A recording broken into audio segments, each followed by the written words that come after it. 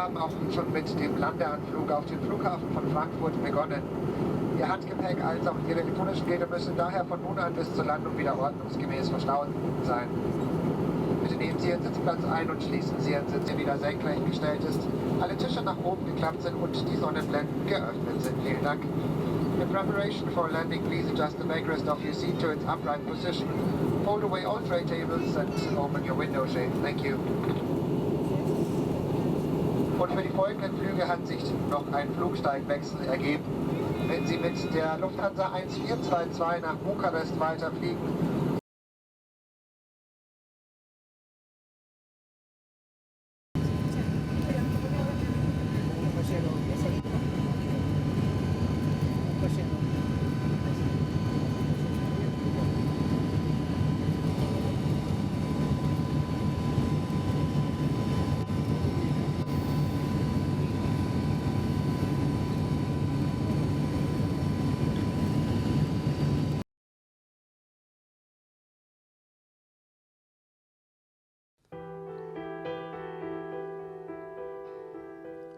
Die ich liebe, ist schön, ist unsagbar schön. Ich sehe sie vor mir in ihrem Sommerkleid, mit einem Kamm im dunklen Haar. Man hat sie fortgebracht und keiner sieht, wie schön sie ist. Man hat sie fortgebracht und keiner sieht, wie schön sie ist. Man hat sie fortgebracht und keiner weiß wohin. Weiß wohin. Ihr Mädchen von Auschwitz, ihr Mädchen von Dachau. Ich frage, wer sie getroffen hat. Ich frage, wer sie getroffen hat. Ich frage euch, wer sie traf, wer sie sah. Más o menos todo en español, pero como podéis escuchar, español no es mi lengua materna. Tenemos más o menos una hora para ver el lugar conmemorativo del castillo en Hartheim y colocar la placa. Los técnicos ahora están colocando la placa y después podemos hacer una corta presentación sí. o sí. Quería empezar con una corta presentación en una sala muy grande, se llama Festsaal, donde tenemos ceremonias de diferentes grupos, ¿no? Quería daros algunas informaciones básicas sobre la historia del castillo. ¿Tenéis alguna idea cuántos años tiene este castillo? Siglo XVII. 200. No, más. Más, sí. ¿Más? Del siglo XI. 400 años más o menos. Sí. Este castillo y también esta parte fueron construidos o empezaron a construirla en 1599 y hasta los fines hasta 1898 aquí nobles vivieron, ¿no? Claro que sí, porque es un castillo, ¿no? Después empezaron a hacer un centro para jóvenes, para niños con discapacidades y con enfermedades mentales. Estas personas fueron cuidadas por monjas católicas hasta 1940. Entre 1940 y 1944, más o menos 30 personas fueron matados aquí. Fueron matados porque no fueron una carga para la sociedad, para la raza aria, ¿no? 30.000, ¿no? 30.000 personas. ¿Qué he dicho? 30. 30, no. 30.000. 30.000 personas más o menos. Y aquí hubieron dos acciones para matar a esta gente. La acción T4 se llama T4 porque en la calle de Tiergarten, en 4 en Berlín, fue el centro de todo. Y con este centro empezaron a construir centros de eutanasia, como Hartheim. Existieron 6 centros de eutanasia para matar a gente con discapacidades y enfermedades mentales. Entre los años 40 hasta 41, más o menos, ¿cómo se dice? 18 mil, sí, es la, 18.000. sí, vale. 1000 personas fueron matadas durante esta primera acción. Después continuaron a matar a gente, por ejemplo, a prisioneros del campo de concentración de Mauthausen. Especialmente más o menos 400 españoles, por ejemplo, aquí en Hartheim. Hasta los fines del año 44, 12.000 personas fueron matados de los campos de concentración y al final ellos querían descubrir todo, ¿no? Decir que no había hecho nada, que aquí no mataron a tanta gente. Querían decir a la gente del alrededor, a los aldeanos de Hartheim, que aquí continuaron con el cuidado de la gente. Pero lo que pasaba es que en el castillo estas personas fueron matadas en una cámara de gas con carbón de monóxido de carbón. Monóxido de carbón. Y no vivían más de unas horas aquí. Llegaron y después de algunas horas fueron matados en la cámara de gas y los cadáveres fueron incinerados en un crematorio. Por eso no tenemos muchas huellas, muchas cosas de este tiempo, pero tenemos cenizas, sí. Y yo quería continuar aquí, porque aquí tenemos un cementerio, ¿no?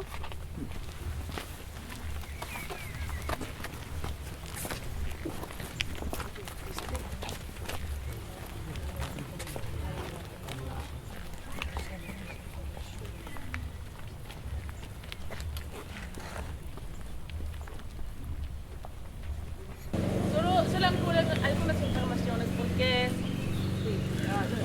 dale. Es que aquí tenemos un cementerio y eso es una tumba. La cosa es que en 2001 y 2002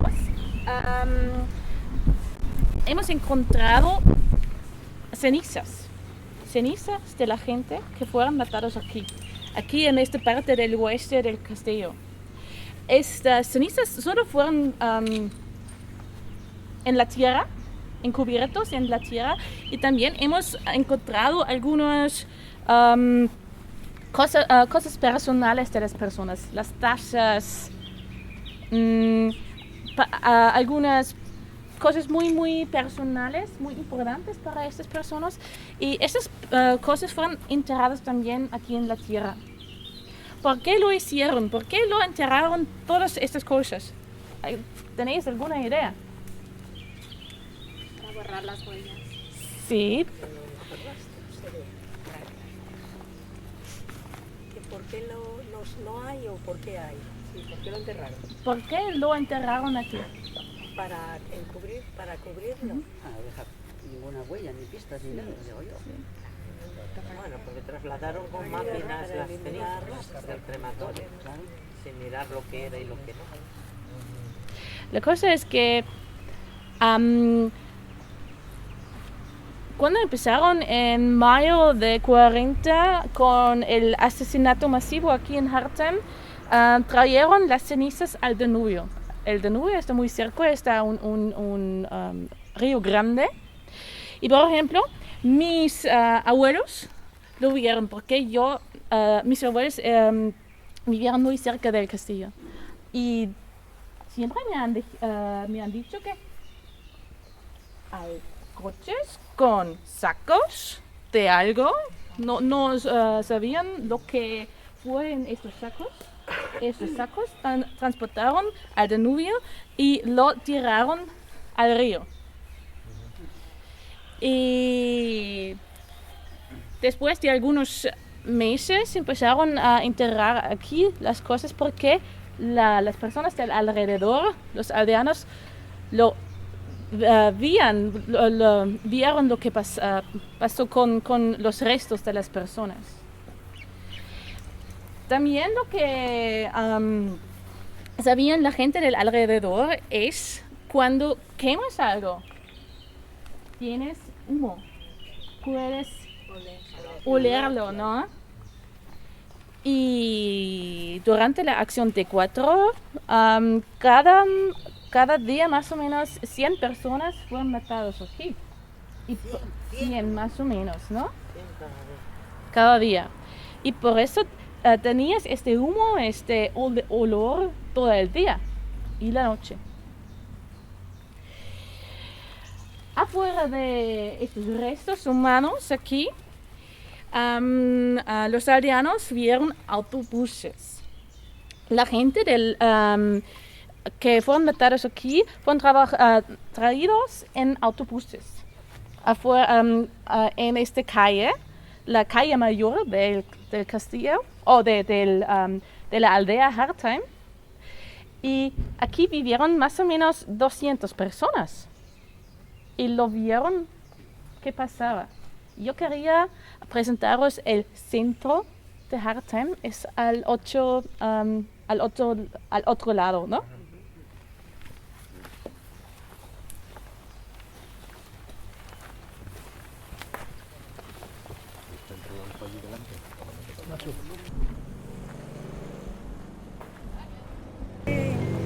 Lo siento, es que tenemos tantas personas que trabajan aquí. Solo quería decir algunas cosas y después vamos a entrar al museo, ¿no? Sin ruido, ojalá. No sé. Estas personas que trabajan aquí, ¿cómo se dice? Segando, gracias. Estas personas que trabajan en el Instituto de Hartheim desde los años 60.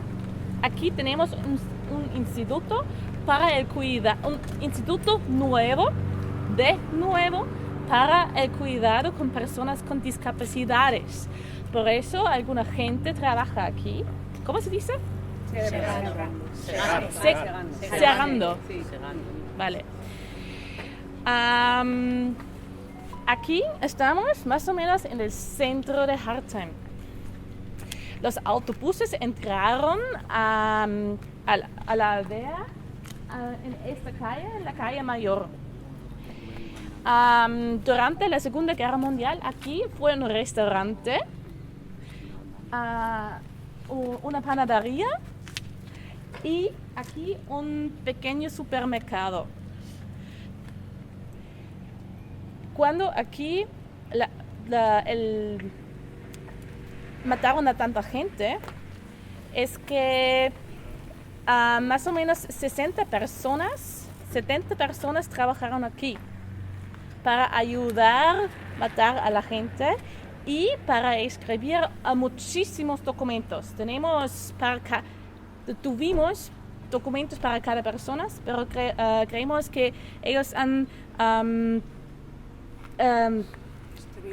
destruido estos documentos. Solo tenemos algunas cosas. Y estas personas que trabajaron aquí también vivían aquí. En la planta baja fue la zona donde las personas fueron matadas. En la primera planta fue una oficina y en la segunda y tercera planta la mayoría del personal vivía. Y sabemos que tenían contactos, claro que sí, en el restaurante, en el supermercado, con las personas del alrededor.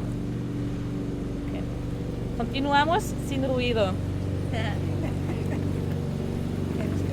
Estos campos tenían los prisioneros en contra del régimen, los judíos, por supuesto, una sí, mezcla sí. de todo. Sí, sí. Vamos a entrar, ¿no?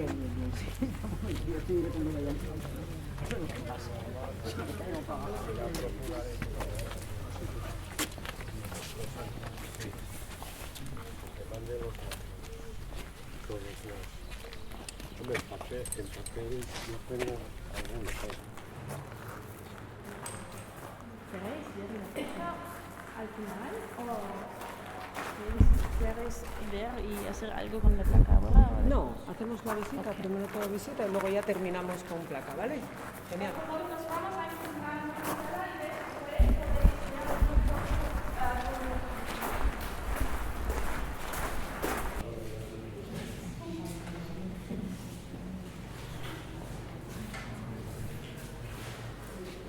La cosa es que yo quería decir, podéis entrar a todas las salas, pero no tenéis que, ¿no?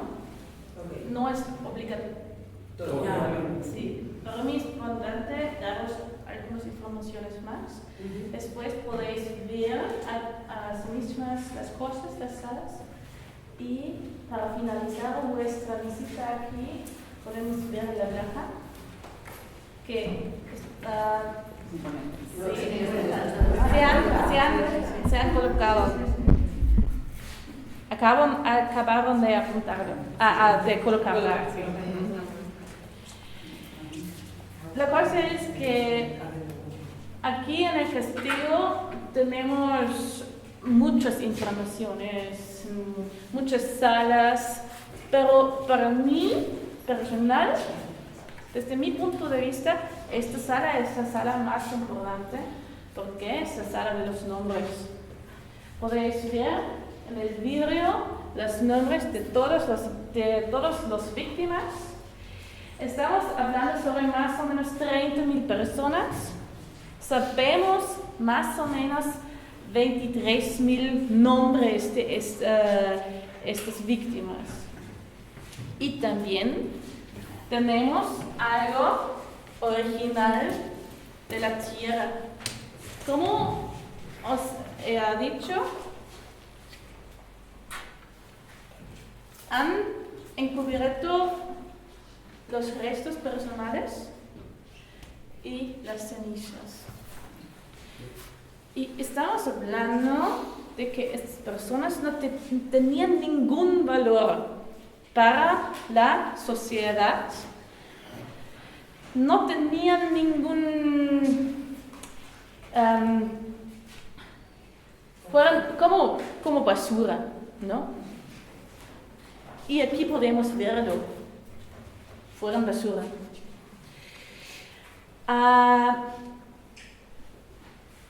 Cuando la gente fueron trasladados aquí al castillo, han dicho a estas personas que van a vivir en otro lugar donde van a ser cuidados. La cosa es que para transportar a estas personas de diferentes centros, de diferentes hospitales y al final de campos de concentración, han hecho enfermeras y enfermeros que ayudaron con estos transportes.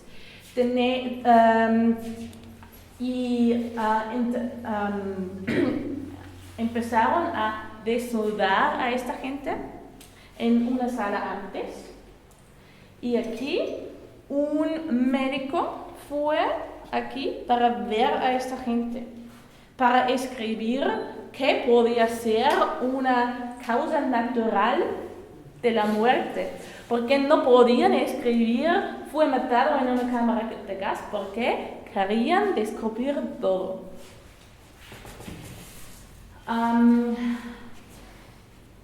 Llegar al castillo, desnudarse, estar visto por un médico, y después estas personas fueron llevadas a una ducha.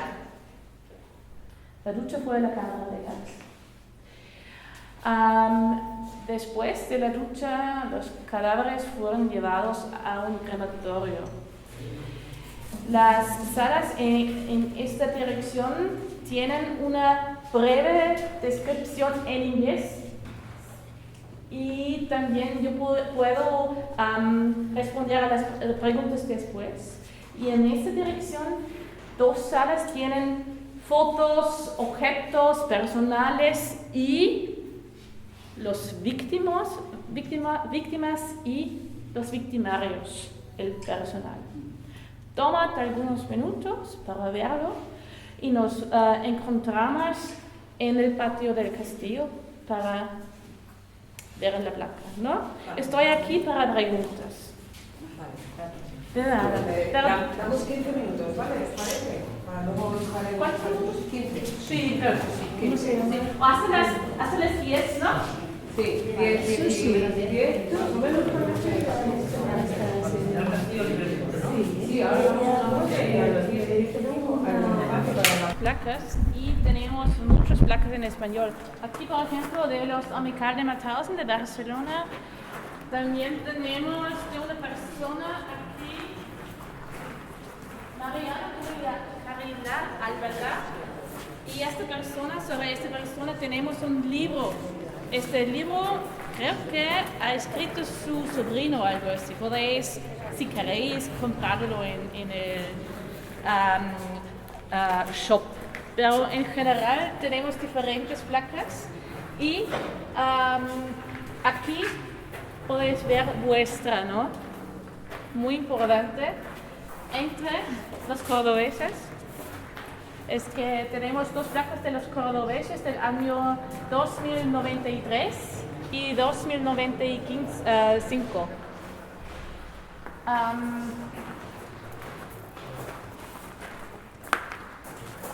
Es importante dar a los víctimas los nombres, tener las historias, porque cada víctima tiene su historia, cada víctima tiene su valor.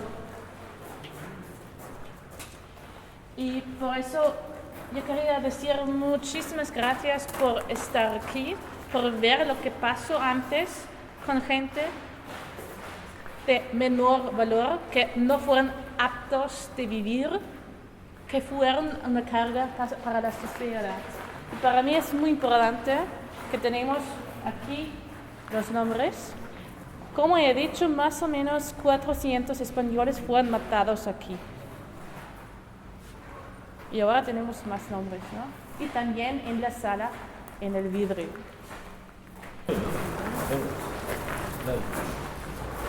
Pues nada, que el señor consejero me dice que intervenga yo, pero yo os voy a decir muy poco. Creo que estamos viendo un lugar en el que se cometieron verdaderas atrocidades, que no se tuvo en cuenta la vida humana, se trató con mucho desprecio todo ese valor como personas, y esto nos tiene que llevar también a una reflexión sobre la situación que se atraviesa en algunas partes del mundo, en el que tampoco se trata a las personas como personas.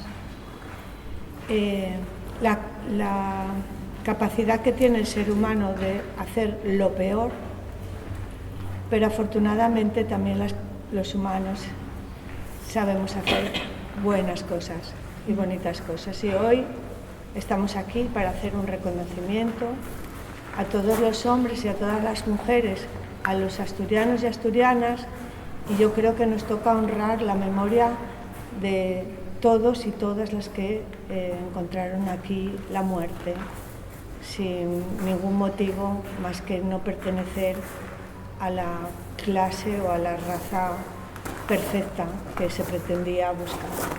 Así que yo poco más puedo decir, que muchas gracias por permitirnos también poner la placa de los asturianos y asturianas, y muchas gracias. fue muy alentador todo lo que explicas, porque lo haces con un sentimiento y con una rabia también contenida ahí de las injusticias que se cometieron. Sí, la embajadora, bueno, ella explica quién es. Sí, buenas tardes a todos, buenos días, perdonad, nos hemos levantado temprano. Buenos días a todos de parte de la Embajada de España en Viena. Yo soy la segunda jefatura, la embajadora no ha podido venir, pero quería también trasladaros por su bienvenida a Austria en un viaje que es un viaje muy especial, un viaje de memoria democrática y de memoria en lugares que el gobierno austriaco ya ha convertido en lugares históricos y donde traen a todos los estudiantes austriacos por lo menos una vez durante su escolaridad para que recuerden, que conozcan de primera mano y que recuerden lo que fue para que no sea en el futuro. Creo que lo que hay que ver es ese aprendizaje, como decía la viceconsejera, de lo que se vivió aquí, el horror, la deshumanización, el considerar que otros no tenían ese carácter y esa dignidad de seres humanos para poder llegar al nivel de barbarie que se vivió lamentablemente. Luego veremos en Mauthausen y en Gusen otro tipo de campos donde igualmente se vivió esa deshumanización. Y como bien decía la consejera, los seres humanos somos capaces de lo peor, pero yo diría de lo mejor también. Y honrar esa memoria es parte de lo mejor. Muchísimas gracias.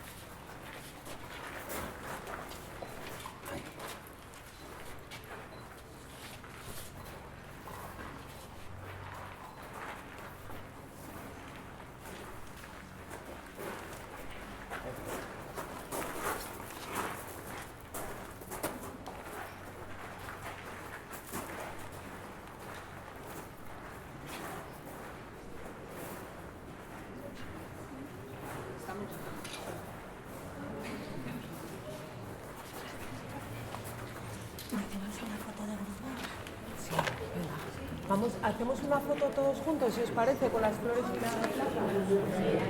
O lo intentamos, porque somos muchos, pero bueno. Igual nos tenemos que poner un poco por delante de la columna, a ver. Sí, vamos a hacer una foto.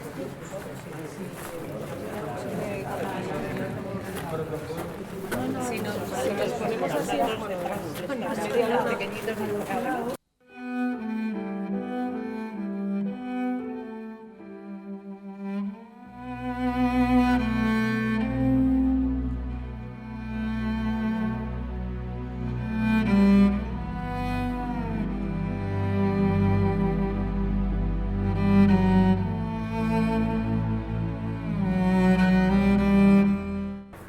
Estamos en el castillo de Hartem. Queremos rendir homenaje a las personas que aquí fueron exterminadas, cerca de 30.000 personas, eran discapacitadas y discapacitados físicos y mentales. La basura de la sociedad molestaban, interrumpían en la raza pura que ellos necesitaban. Es escalofriante ver lo que aquí sucedió y además queremos hacer homenaje a todas las personas que aquí fueron asesinadas por represalias políticas, especialmente a estos 13 asturianos y asturianas. Es importante hacer este tipo de visitas y de homenajes para que la historia no vuelva a suceder, porque no dista mucho de lo que está sucediendo en muchos lugares del mundo y en la actualidad. Sí, tal como comenta Nuria, hoy estamos en un lugar donde nunca tendríamos que haber estado, porque lo que se viene a ver aquí y lo que se viene a recordar aquí son verdaderas atrocidades. Exterminios de gente que por tener problemas físicos o psíquicos estorbaban a la sociedad, no cumplen con el estándar de la raza aria, y eran aquí donde, en este campo de exterminio, que ellos denominaban campo de eutanasia, lavar de alguna forma el nombre, aquí se mataron más de 30.000 personas durante aquellos periodos. Entonces, nada, sería muy importante que sobre todo a gente joven le llegue todos estos mensajes, aparte de toda la basura que circula por internet y redes sociales, este tipo de programas, este tipo de mensajes y este tipo de visitas que pudiesen ver exactamente qué fue lo que sucedió, tomar en conciencia de primera mano de lo que sucedió, que nunca haya olvido para todos estos y sobre todo honor y gloria para los que lucharon por la libertad y la democracia.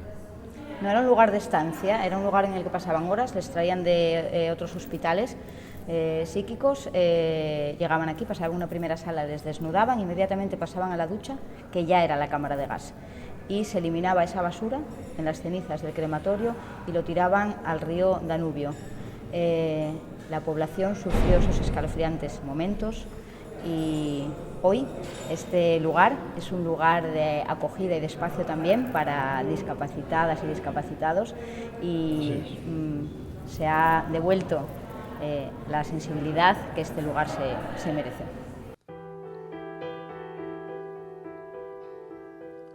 Dich Liebe ist schön, ist unsagbar schön. Ich seh sie vor mir in ihrem Sommerkleid, mit einem Kamm im dunklen Haar. Man hat sie fortgebracht und keiner sieht, wie schön sie ist. Man hat sie fortgebracht und keiner sieht, wie schön sie ist. Man hat sie fortgebracht und keiner weiß wohin. Weiß wohin. Ihr Mädchen von Auschwitz, ihr Mädchen von Dachau. Ich frage, wer sie getroffen hat. Ich frage, wer sie getroffen hat. Ich frage euch, wer sie traf, wer sie sah. Wir trafen uns auf einer langen Reise. Ihr Kleidchen hatte sie verloren, lange zerbrochen war ihr Kamm.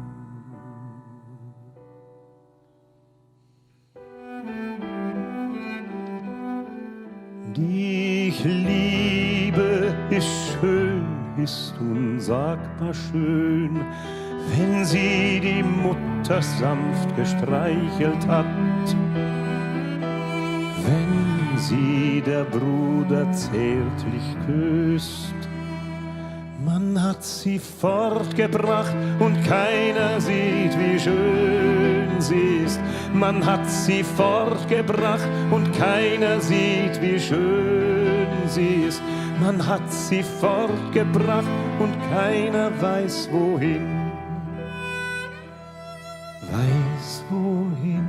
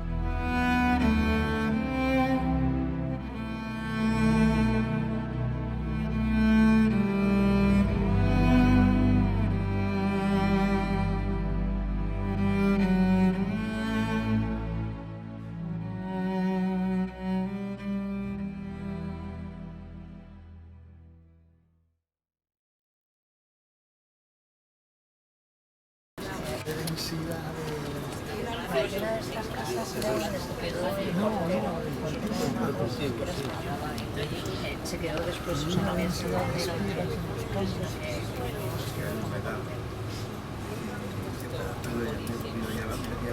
Pues las dos torres que deben estar dentro. Ah, mira qué guay, porque se vea la... ¿Quién está haciendo la de la foto? ¿Quién está metiendo? Hágotela yo. Hícete una foto más guapa, Begoña. ¿A mí? Hombre, sí, ya ves. Las mejores son cuando no sé qué me está haciendo Exacto, foto. claro.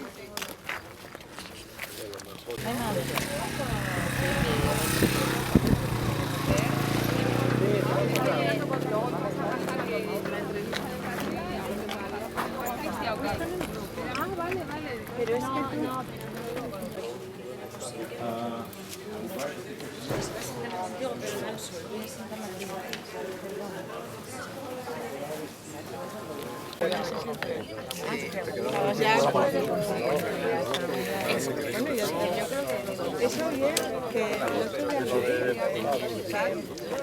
tienes que poner el chip. Buenos días, ¿vais entrando por el lado? ¿Cómo planteas tu jubilación? Porque bueno, pues para que yo... Me voy a presentar, algunos me conocéis, algunos de oída, otros de... Soy Pedro Carmona, soy de Jerez, solo vais notando. Ya, sí, de Asturias no tenía pinta, ¿no? Pero hay una conexión sur-norte española que nos une, ¿eh? Esa polarización magnética del país, la verdad que he estado muchas veces de viaje en Asturias desde chico. Fue mi primer viaje con un año, o sea, sin cinturón ni nada para arriba. Como se viajaba en los 80, ¿no? Y bueno, pero como veis sobreviví, aquí estoy. Y la verdad que... tanto no. Soy de los 80. Soy de los 80. 8.50 entonces, sí, claro. Y bueno, nada, bienvenidos a Mauthausen, al memorial. ¿Alguno de vosotros ya había estado aquí? ¿O es la primera vez para muchísimos, supongo?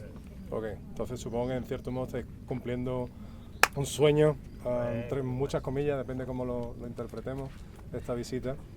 A lo largo de la visita yo tengo preparada como unas 12 estaciones, aquí en Mauthausen, luego en Gusen unas 6 o 7. Y bueno, en la carpeta tengo fotografías, cartas, algunas experiencias no solo de lo que pasó en el campo de concentración, sino del entorno. Entonces, en esa forma de ponernos en común, quiero que también escucharos vuestras opiniones, qué es lo que pensáis de eso que contaremos, y por supuesto todas las opiniones son válidas, no hay ninguna opinión correcta. En ese sentido, sed completamente sinceros de lo que pensáis. Y bueno, y así haremos una discusión, ¿no? Para que no sea un monólogo solo por mi parte. El memorial, como veis, es ese edificio que están ahí, aunque sí que hay varios sitios a lo largo de la visita que están preparados como seminarios. Este es un tipo de visita que tenemos con familiares, con delegaciones. También tenemos visitas con estudiantes. Hoy, por ser jueves, ya se está acercando el final de curso, hay menos, pero veréis algunos grupos de estudiantes. A partir de los 14 años, la visita es muy recomendada. O sea, no es obligatoria, porque tampoco tratamos de obligar a nadie a nada, sobre todo en un sitio como este, ¿no? Pero sí que vienen, y vienen con... Dime, vamos. ¿Muchos los centros educativos que vienen?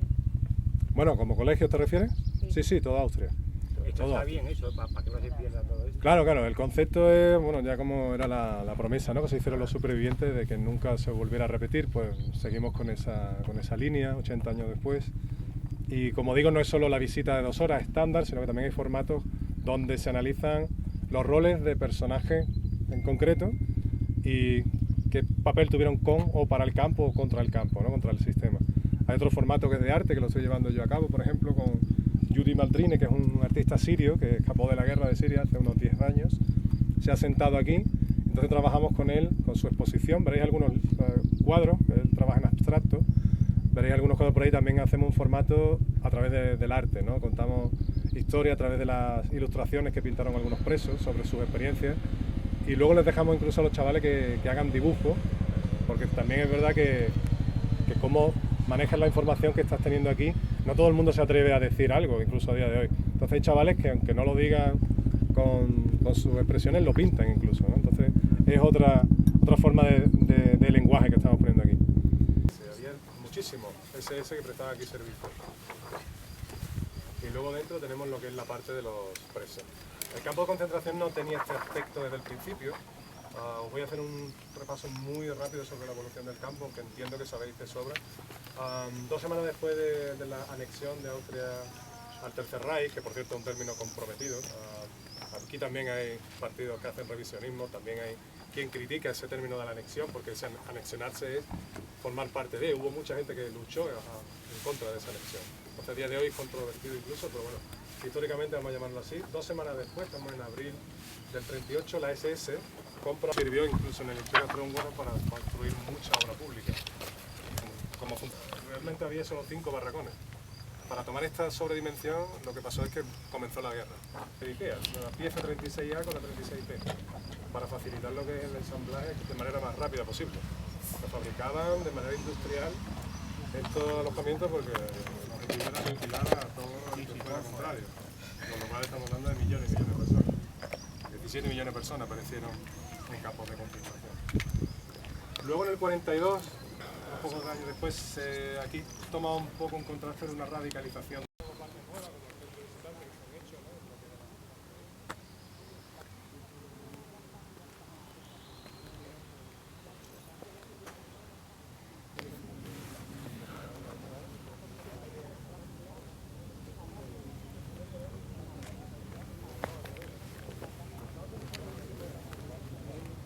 Tuvieron la decisión de volver, irse más allá del exilio, en América por ejemplo, en la Unión Soviética. Los que se quedaron, en torno a unos 50.000, se apuntaron a las compañías de trabajo extranjeros, una gran parte, y luego unos 5.000 a la Legión extranjera.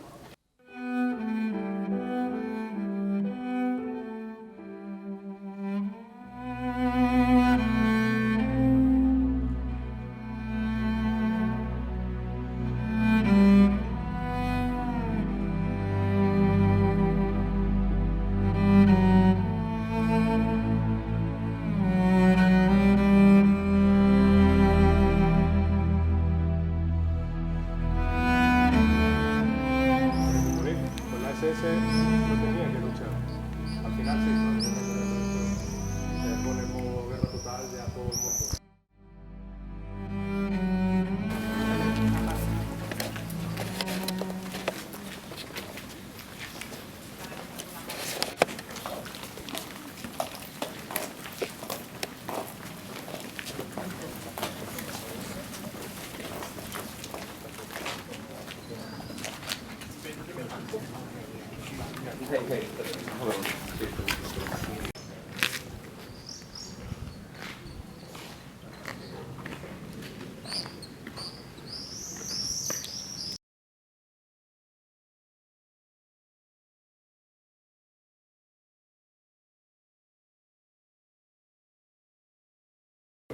Vale, y es que tengo me parecieron que quiera fotos.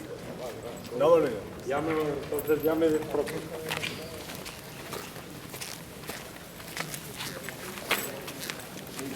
Para los que tenéis mucho calor, poneros por aquí dentro, en los bancos. Era muy típico.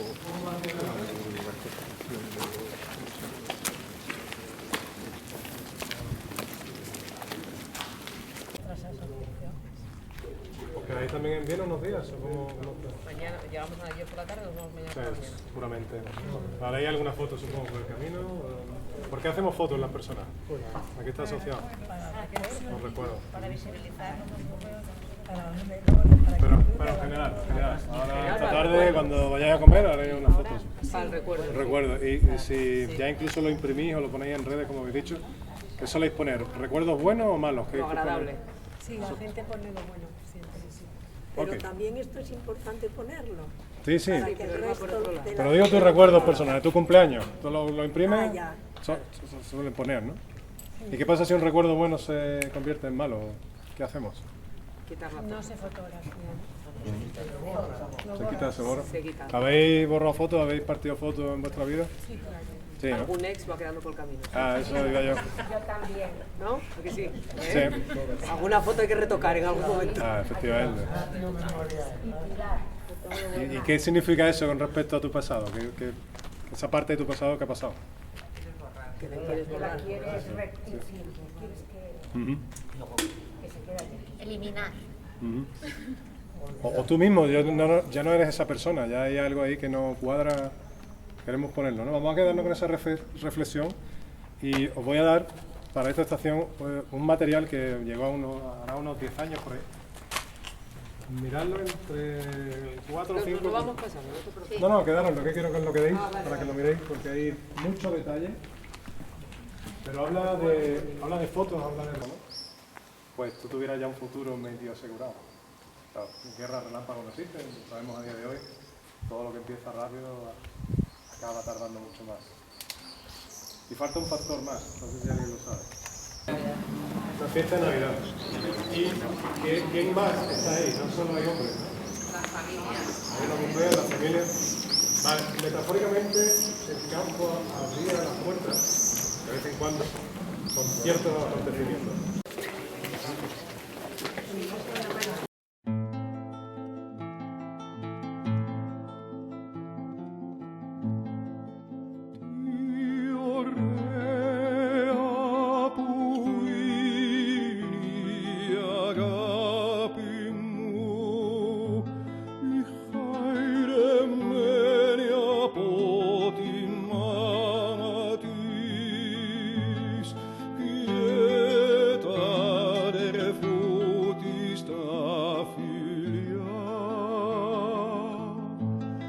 canis delix et reposine tos aurea, canis delix et reposine tos aurea, canis delix et reposine tos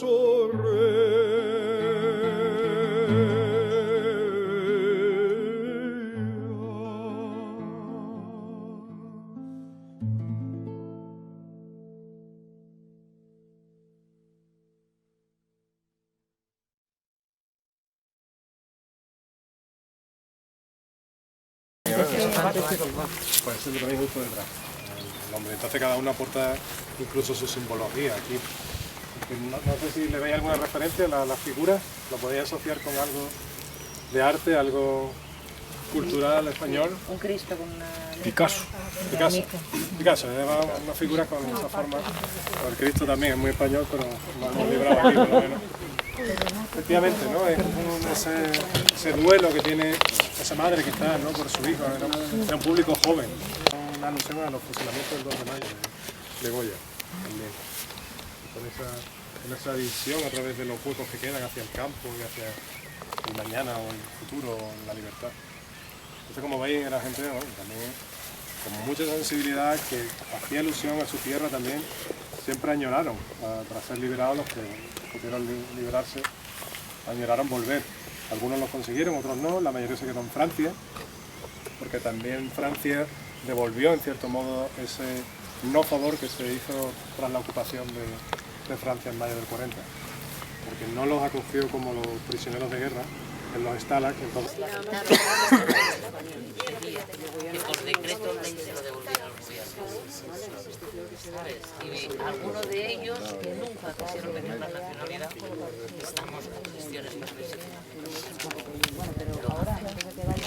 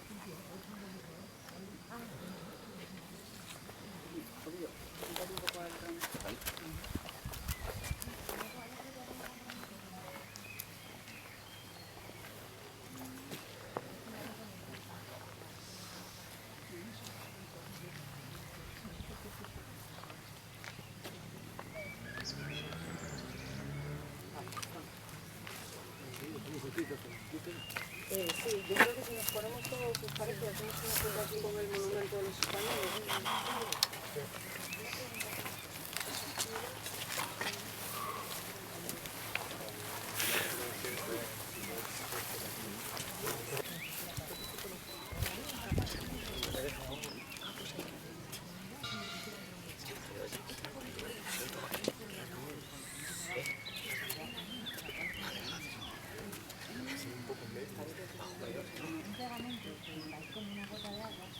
Por aquí listo. Esperad un segundo. Estoy en vídeo, si quieres una foto mejor. Se puede hacer foto, ¿no? Mejor foto.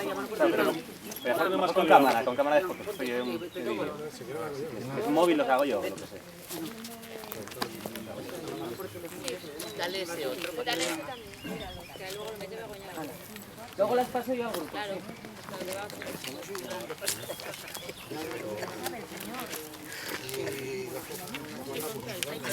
Ya, ahora chicos. ¿Estamos?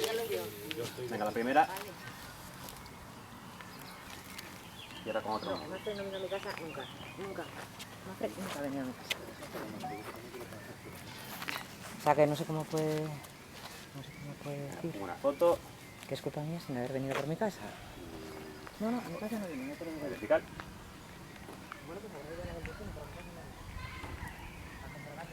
Venga, gracias.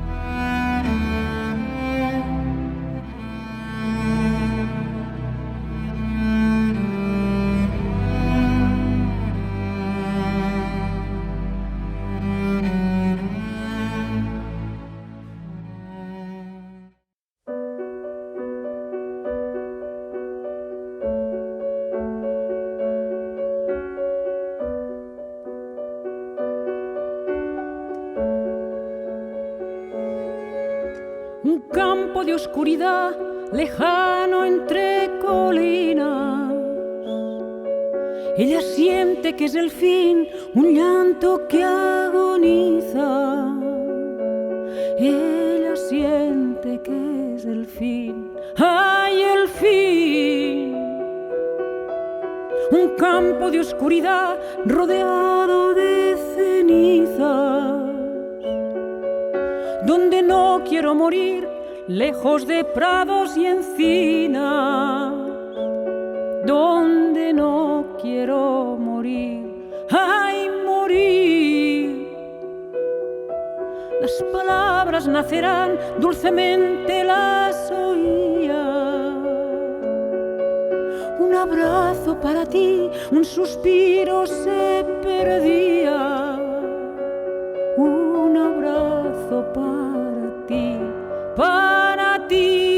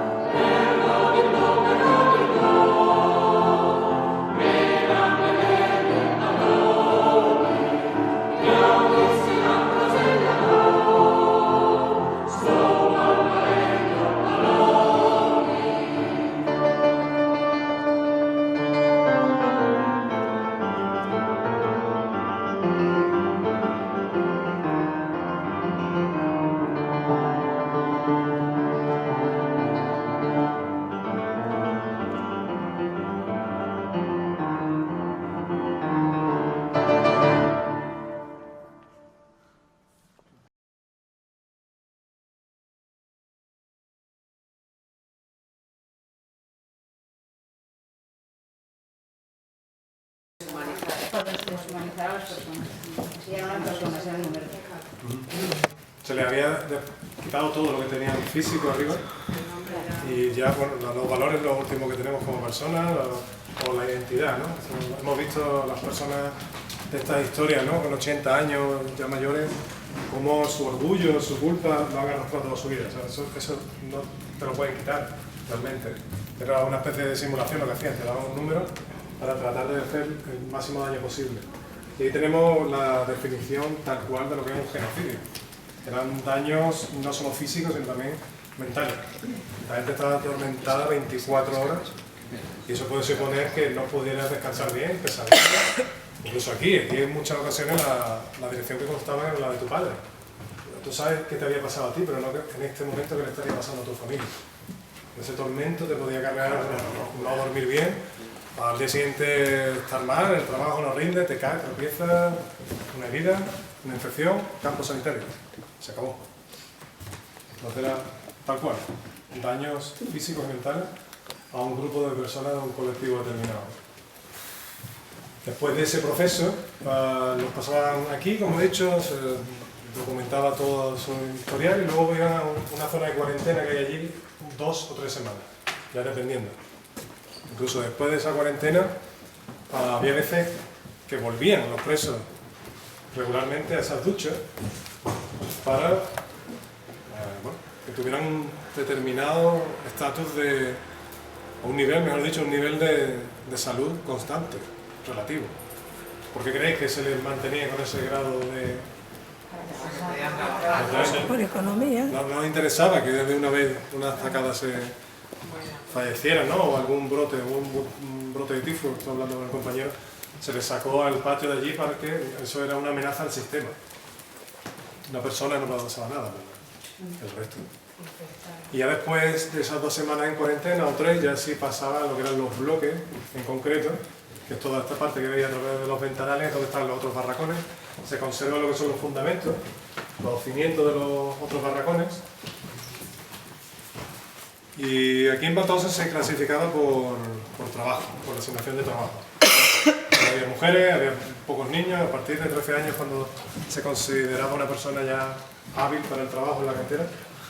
Hasta entonces no hubo aquí casos de personas menores de 13 años. Y estoy aquí en este edificio porque os quería mostrar, aquí está aquí justo detrás, ya unos pequeños, ya luego le echáis un vistazo si queréis. Es una descripción de cómo estaban asignados los trabajos de esos presos funcionales.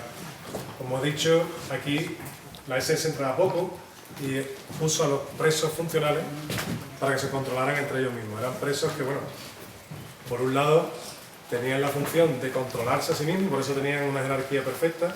Estaba el viejo de campo, el viejo de bloque, el viejo de Stube, que era cada departamento que había en un barracón, y los que estaban encargados del trabajo, que eran los conocidos capos.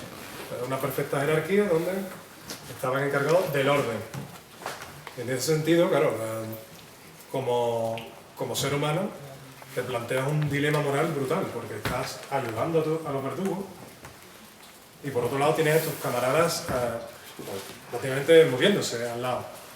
¿Cómo creéis que compraban o cómo ponían un peso en esa balanza para nivelarlo, ese dilema moral que podían tener esas personas?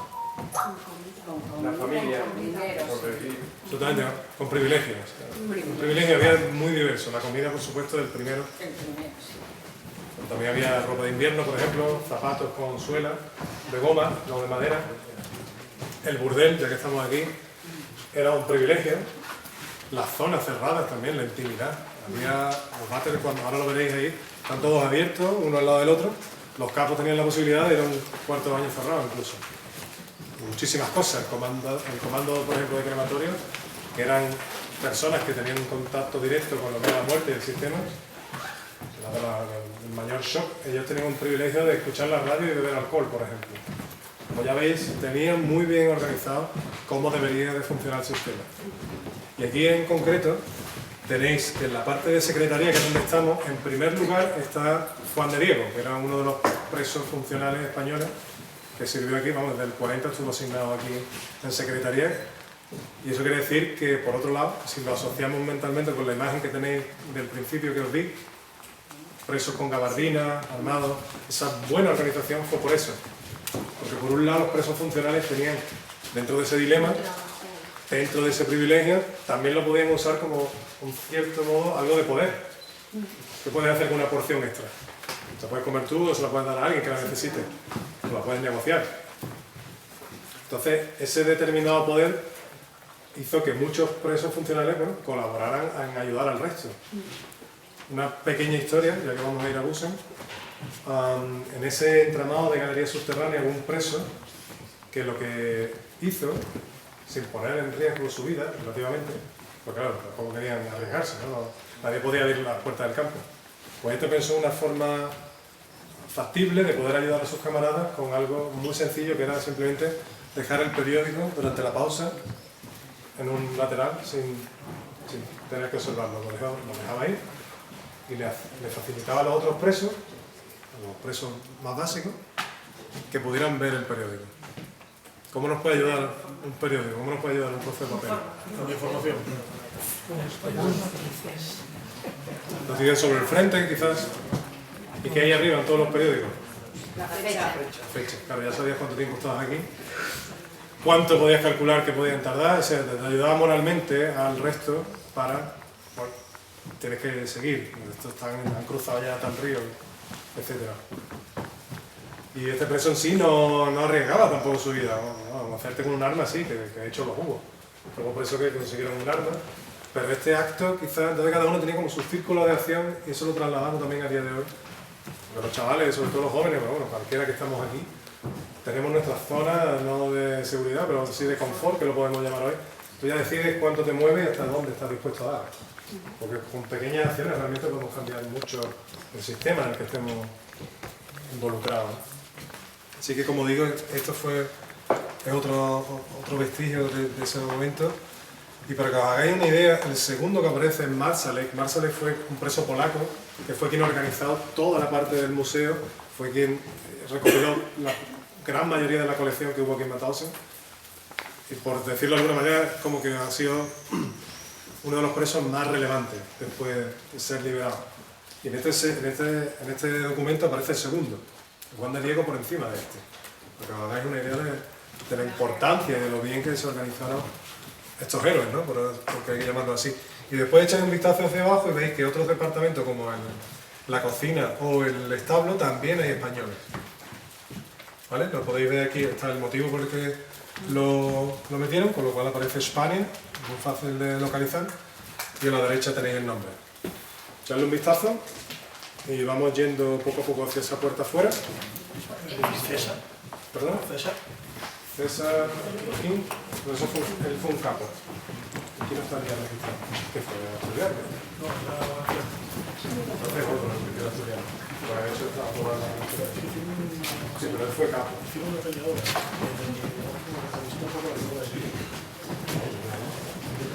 sí, sí.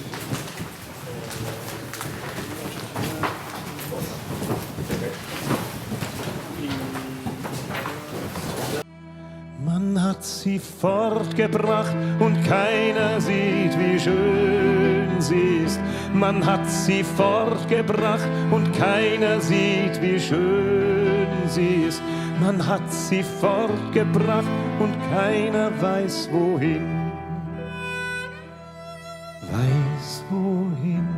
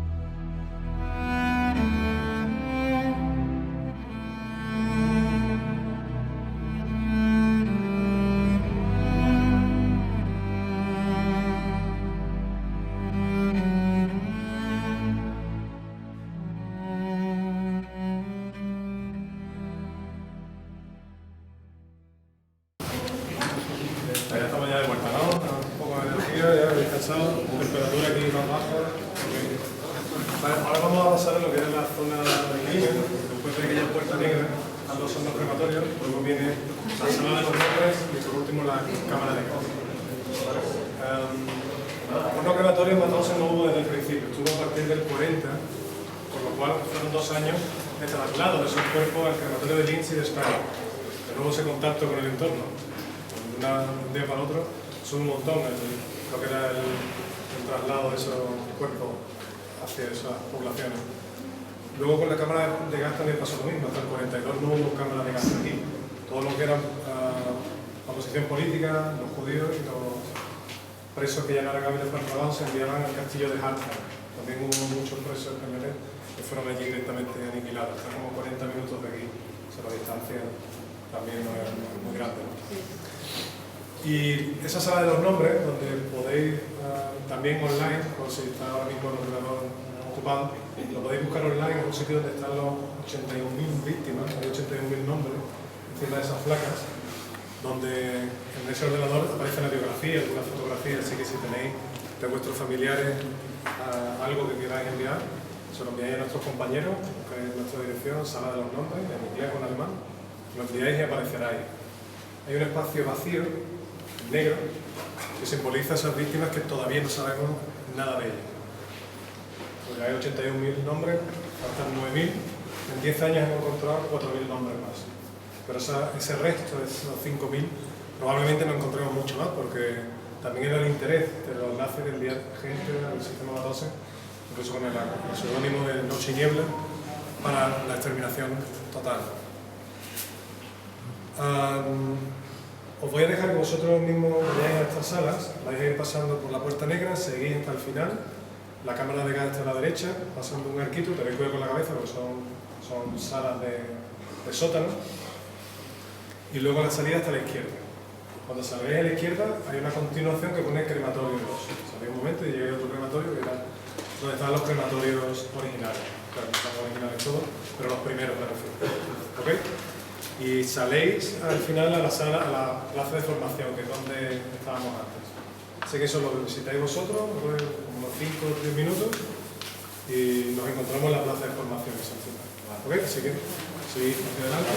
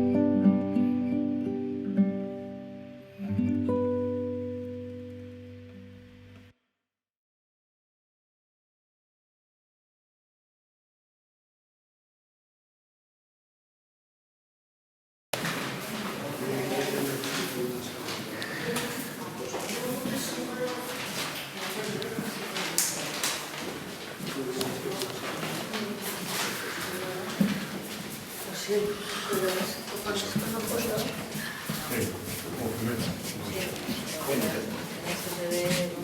Sí, sí.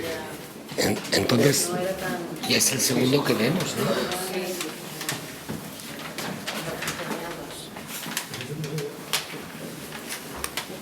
Había otro antes, había otro crematorio anteriormente. Este es el primero. Este es el primero. Vale. Yo creo que no veo solo ten cuidado con cabeza y pies. ¿Aquí no estuvimos ya? Acércate más casi de límite. Claro.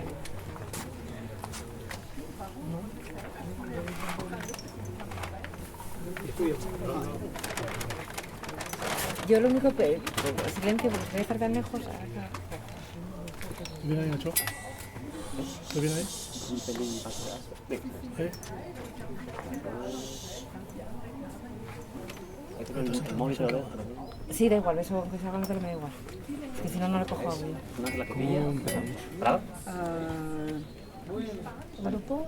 Es que va a salir ese brazo así en medio de la cara del consejero. ¿Cómo empezamos, Betty? Verás. Betty. No empezar en medio de la cara, si estoy por debajo de él, estaré siempre así los canutazos. Tú mismo. Es que si no, no le cojo la agua. Que salga, da igual. No, pero digo que estaba pensando cómo se empieza el orden. No están Yo como... creo que el grupo de portados, Vale, pues la pues que se familia... ponga aquí, entonces.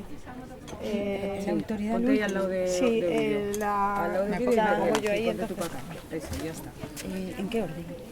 Hablas tú, ¿vale? Sí. Luego sí que hablar en bajada, y luego hablas tú y luego vídeo. O bueno, tú, ella y ella. No, a ver, que eso es un canutazo, no es una... Ya lo sé. Solo necesitamos para TPA. Vale. Venga. ¿Ya? Sí, o sea, con un minuto de tu impresión de haber venido y demás. Espera, un segundo. Nacho, ¿con ustedes? Pues ya estamos, como queráis. Desde el grupo de portados... Por favor.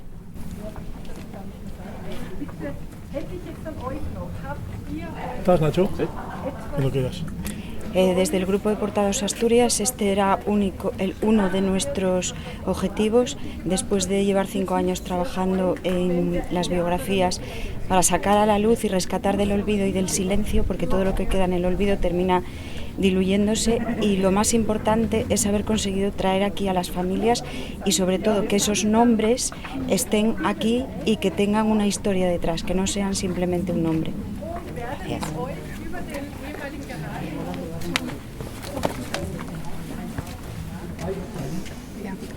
Bueno, yo como familiar de uno de los deportados y asesinados en Gusen concretamente, pues me siento muy reconfortada hoy porque el haber contactado con el grupo de deportados asturianos me ha proporcionado una información sobre la vida de mi abuelo, que es el que falleció aquí, que me ha servido para escribir una página que tenía totalmente en blanco. Aparte de la emoción, ¿no? de pisar el sitio donde él estuvo por última vez y bueno, pues también el homenaje a mi madre, por ejemplo, a mi tío, que lucharon tanto por conocer la verdad de lo que le pudo suceder. Entonces os agradezco a todos los que estáis aquí para dar voz y bueno, sobre todo también al grupo de deportados asturianos que me ha parecido que ha sido un antes y un después en la historia de nuestra familia. ¿Puedo recordar el nombre de tu abuelo? Sí, mi abuelo era Andrés Champín Cuesta. ¿Y de dónde eres? De Avilés. De Avilés. Bueno, desde la Embajada de España en Viena queríamos estar aquí para acompañar a este grupo de familiares, de asociaciones, la consejería desde luego, y estamos realmente muy satisfechos de lo que está teniendo lugar aquí, ese reencuentro con el pasado. Es también un encuentro entre España y Austria, entre nuestras dos sociedades, mostrando que no se debe de olvidar. Aquí lo estamos viendo con todos los jóvenes que vienen a visitar el campo y creemos que es un enorme aporte de este grupo a ese estrechamiento de las relaciones entre nuestros dos países. Bueno, y a mí, si me permitís, voy a hablar también un poco más alto a la gente, ¿no? También. Yo creo que estamos todos un poco sobrecogidos y con un nudo en el estómago, ¿no? Y bueno, yo creo que hoy está siendo un día de unas emociones pues muy intensas. Y quiero empezar, bueno, pues poniendo el día en valor y a disposición de los familiares, que son quien merecen realmente este acto de reparación. Quiero agradecer al grupo de deportados que todo lo que llevan trabajado, casi esas 200 personas asturianas que estuvieron en campos de concentración y que tienen perfectamente documentadas, que es un trabajo sin el que no hubiésemos podido avanzar ni haber hecho nada desde el gobierno de Asturias.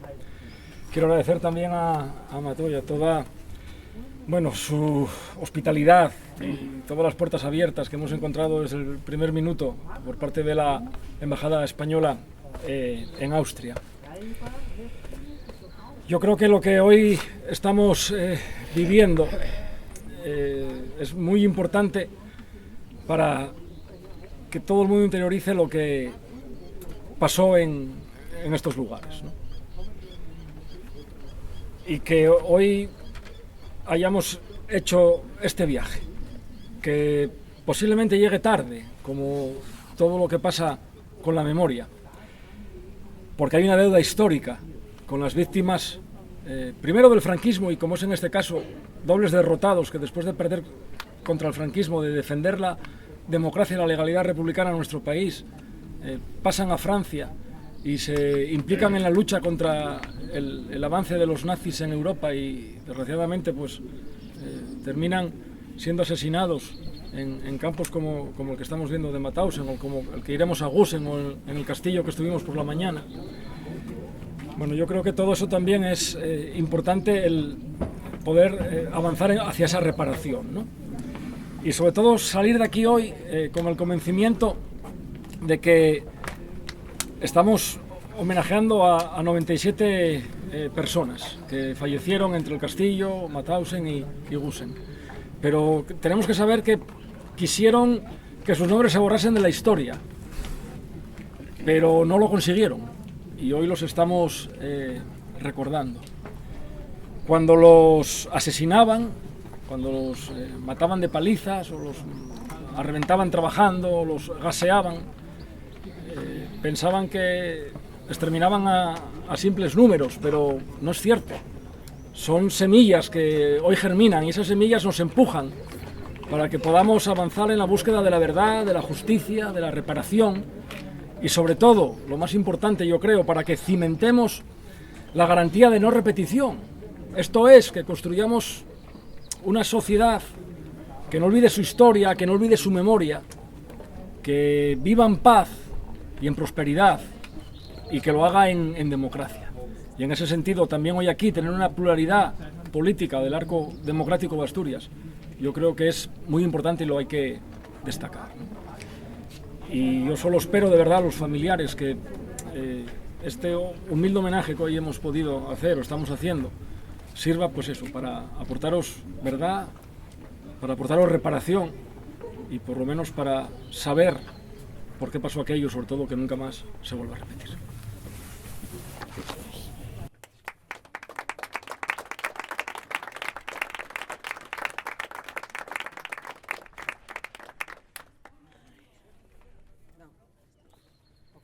No, ya hablo el consejero.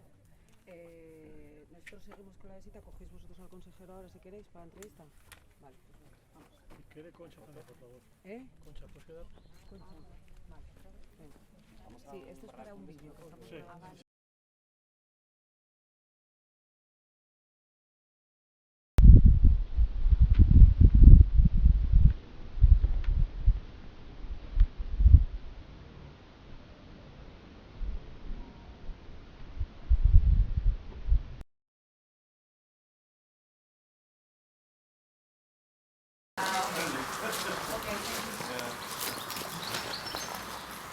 No lo sé, yo lo he metido en esquela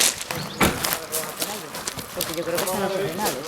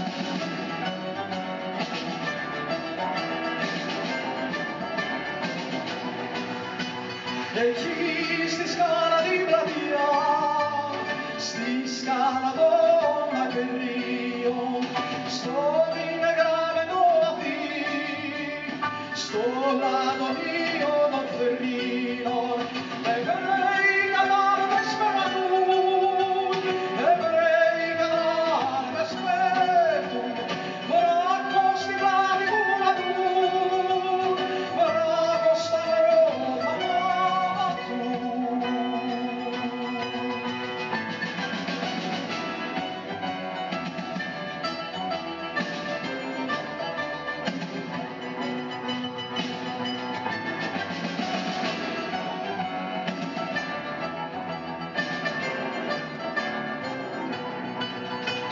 E chi ondoni di foni la cui, o camarad,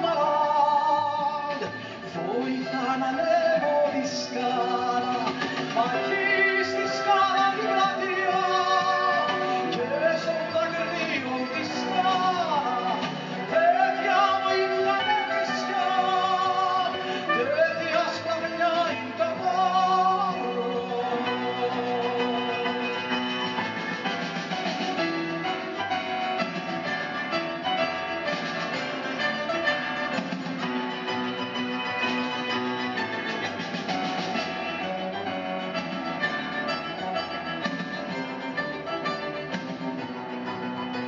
Poi vorrò aspetti postali, che pochi mesi scala, che si le vendi dal lavoro, vago di quello guarda, bello di quello, bella melene andoni, già mi sembra se l'amore, sto marmareggio allori.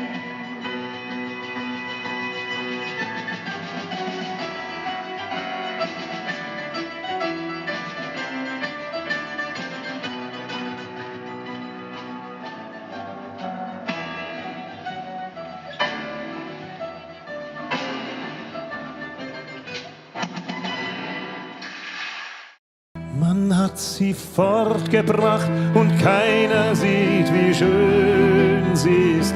Man hat sie fortgebracht und keiner sieht, wie schön sie ist. Man hat sie fortgebracht und keiner weiß wohin. Weiß wohin.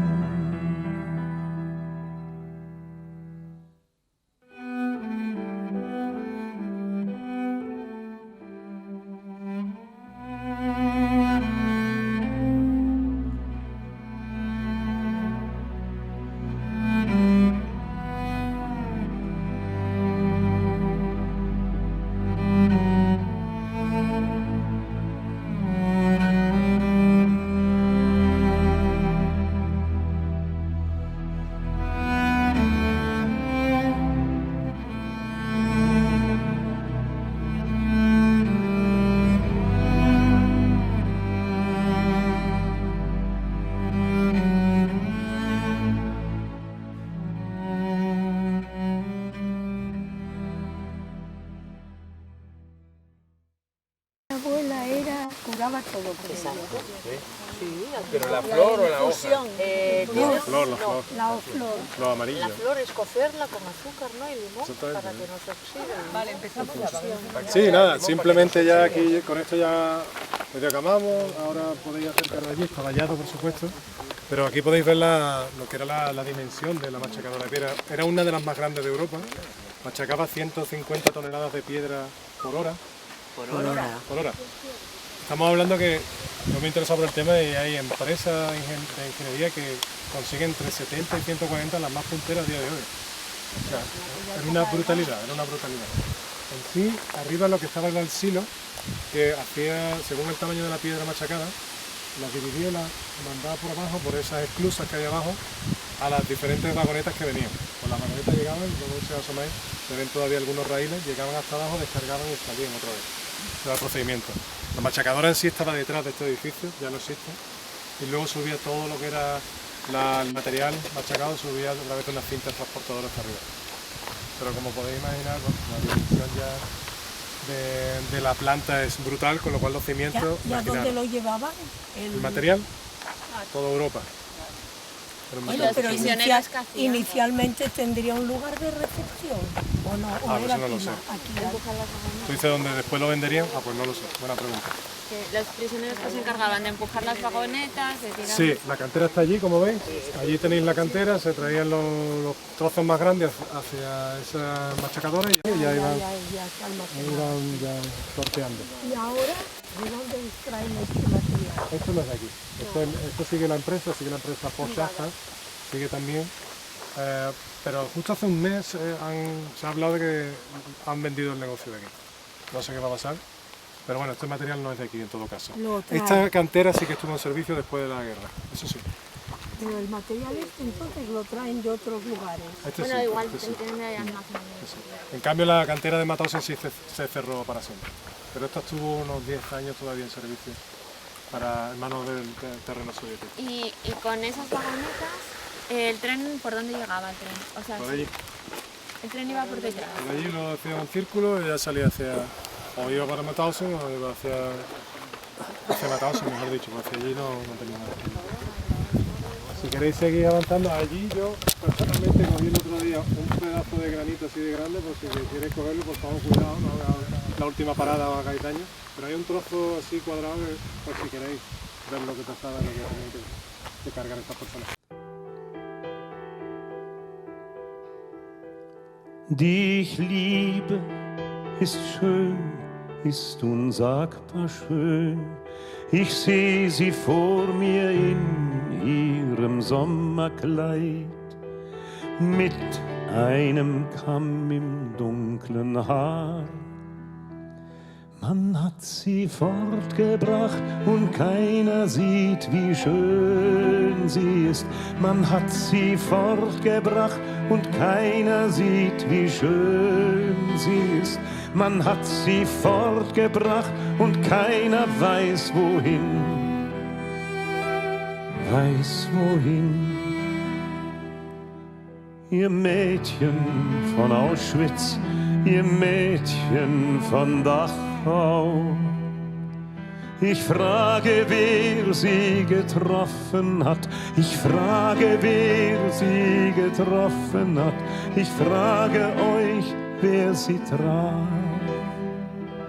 wer sie sah. Wir trafen uns auf einer langen Reise. Ihr Kleidchen hatte sie verloren. Lange zerbrochen war ihr Kamm.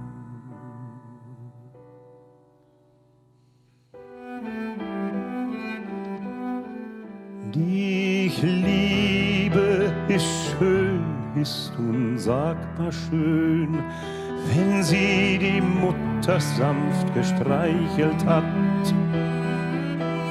wenn sie der Bruder zärtlich küsst. Man hat sie fortgebracht und keiner sieht, wie schön sie ist. Man hat sie fortgebracht und keiner sieht, wie schön sie ist. Man hat sie fortgebracht und keiner weiß wohin. Weiß wohin.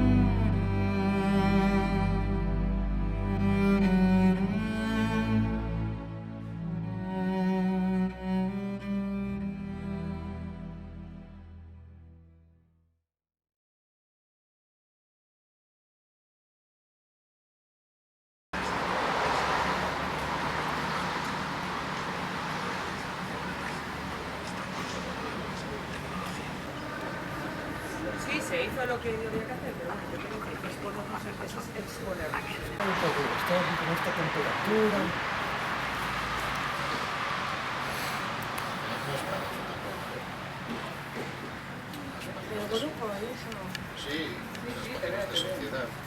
Bueno, mi nombre es José Sierra Fernández, fui alcalde de Grado durante 23 años, desde el comienzo de la democracia municipal, y en este caso concreto, pues también refiriéndose a ello, desde este viaje fui presidente de la Asociación Memorialista de Grado, alcalde Carlos Barredo y socio fundador.